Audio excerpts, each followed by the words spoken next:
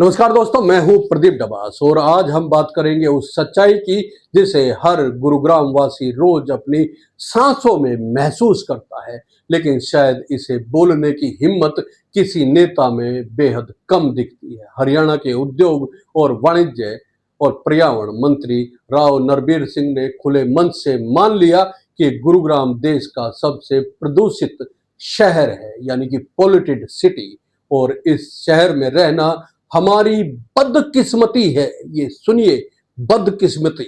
लेकिन जरा ठहरिए, ये सवाल उठाना जरूरी है। गुरुग्राम को ये बदकिस्मती किसने दी? ये शहर अचानक एक दिन में प्रदूषण का अड्डा तो नहीं बन गया। क्या ये सिर्फ मौसम की गलती है या फिर हमारी राजनीतिक और प्रशासनिक गलतियों की विफलता का नतीजा है? मंत्री जी कह रहे हैं कि लोग सहयोग करें ताकि शहर प्रदूषण मुक्त हो सके। बिल्कुल सही संदेशनुमा बात है, लेकिन मंत्री जी से हमारा सीधा सवाल है, सरकार का सहयोग कहाँ है? पिछले 10 साल में प्रदूषण कम करने के लिए आपके विभाग ने कौन से ठोस कदम उठाए? क्या आपके पास कोई समय सीमा है जब गुरुग्राम को स्वच्छ हवा मिलेगी? दोस्तों, आप सोचिए, आज ये बयान वायरल हो रहा है। यहां रहना बदकिस्मती है।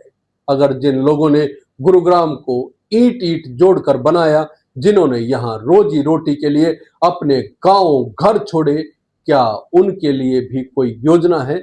या फिर त्योहारों में स्वदेशी दीप जलाकर मन को बहलाने की बातें? राव नरबीर सिंह फर्रुखनगर में एक सांस्कृतिक कार्यक्रम में थे। 5151 दीप जलाए गए, वोकल फॉर लोकल का संदेश दिया गया और मिट्टी के दियों से दिवाली मनाने की अपील की गई। सुनने में बेहद अच्छा लगता है, लेकिन हवा में जहर घोलने वाले धुएं का क्या? दीपक जलेंगे, अच्छा है, पर क्या ये 5151 दिए उस प्रदूषण को सोख लेंगे जो हजारों डीजल गाड़ियों, फैक्ट्रियों और निर्माण स्थलों से निकल रहा है? ये कैसा विरोधाभास है? एक तरफ हम मिट्टी के दिए और स्वदेशी वस्तुओं की बात करते हैं, दूसरी तरफ हमारा शहर PM 2.5 और PM 10 के स्तर में सबसे ऊपर है। विश्व के टॉप प्रदूषित शहरों की लिस्ट में नंबर 1। दोस्तों, जरा सोचिए, दुनिया भर में गुरुग्राम की पहचान कभी कॉरपोरेट हब के रूप में होती है, लेकिन अब ये पहचान बदल रही है, और वो भी किसी उपलब्धि की वजह से नहीं, बल्कि स्मॉग, धुएं और प्रदूषित हवा की वजह से। यहाँ सुबह सुबह बच्चों को स्कूल भेजते वक्त माँ बाप को डर लगता है। पार्क में टहलने की बजाय लोग घरों में कैद हो रहे हैं। डॉक्टर रोज रोज कह रहे हैं मास्क पहनो, बाहर कम निकलो। क्या यही विकास है? और मंत्री जी का बयान, यहाँ रहना हमारी बदकिस्मती है। सवाल यह है, जब जनता ने आपको चुना तो उम्मीद थी कि आप बदकिस्मती को खुशकिस्मती में बदलेंगे, मगर यहां तो नेता भी समस्या मान रहे हैं और जनता भी भुगत रही है। तो समाधान कौन निकालेगा? चलिए आपसे सीधा सवाल पूछते हैं दोस्तों, आप रोज इस जहरीली हवा को सांसों में भरते हैं, तो आपका अनुभव कैसा है? क्या आपको लगता है सिर्फ जनता पर सहयोग करने का बोझ डाल देने से शहर साफ हो जाएगा?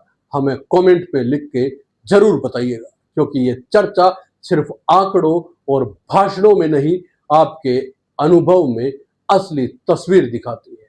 अब जरा पॉलिसी पर नजर डालते हैं। दिल्ली NCR में प्रदूषण के खिलाफ ग्रेडेड रिस्पॉन्स एक्शन प्लान लागू होता है, पर सवाल है गुरुग्राम में इसकी सख्ती कहाँ है? धूल उड़ाते खुले कंस्ट्रक्शन साइट्स, अवैध फैक्ट्रियां, कूड़े जलाने की घटनाएं, ये सब रोज हो रही है। क्या कभी किसी नेता ने सीधा दौरा कर इन पर कार्रवाई की? और हाँ मंत्री जी, आप पर्यावरण मंत्री हैं, तो क्या आपने कभी सार्वजनिक रूप से विकास या विभाग के असफल अफसरों के खिलाफ कार्रवाई की? अगर जनता पर जिम्मेदारी है तो नेता और अफसर जिम्मेदार कैसे नहीं हो सकते? त्योहार पर स्वदेशी खरीदारी का संदेश देना सही है, लेकिन क्या सिर्फ सामान बदलने से हवा बदल जाएगी? क्या हमें वोकल फॉर लोकल के साथ वोकल फॉर क्लीन एयर की भी जरूरत नहीं है? क्या मिट्टी के दियों के साथ हमें उन नेताओं से भी सवाल नहीं करने चाहिए जो साल दर साल प्रदूषण के नाम पर सिर्फ अपील करते हैं, कार्रवाई नहीं?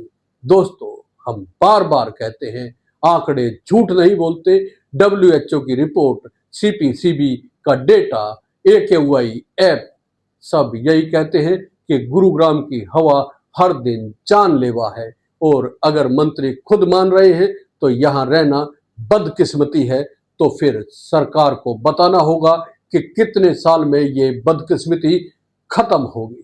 चलते चलते आपसे आखिरी सवाल, क्या आपको लगता है कि नेता लोगों को भाषण में व्यस्त रखकर मुद्दों को टाल रहे हैं, या सच में बदलाव के लिए अभी भी उम्मीद बाकी है?